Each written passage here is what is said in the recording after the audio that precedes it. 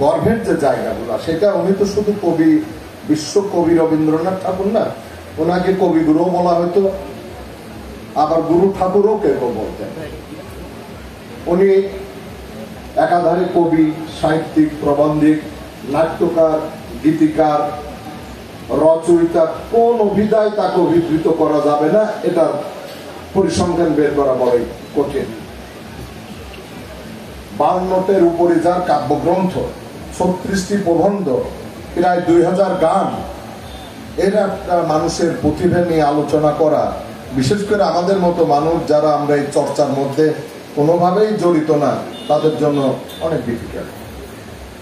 আমরা মোটা দাগের যেগুলো জানি যে সেটা 1913 সালে উনি নোবেল বিজয়ী হয়েছেন।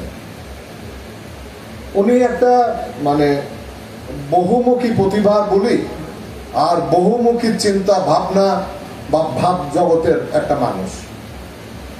দেখেন 1905 সালে বঙ্গভঙ্গ আন্দোলনে উনি কিন্তু সক্রিয় ভূমিকায় অবতীর্ণ হয়েছিলেন।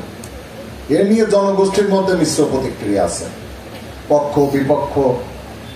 আবার দেখেন 1919 সালে যখন জালিয়ানওয়ালাবাগ হত্যাকাণ্ড ব্রিটিশদের দ্বারা সংগঠিত হয়, উনি 5 সালে বঙ্গভঙ্গ আন্দোলনের কারণে যে নাইট খেতাব পেয়েছিলেন, সেই খেতাব ব্রিটিশদের মুখে ছুড়ে দিয়ে উনি কিন্তু খেতাব বর্জন করেছিলেন।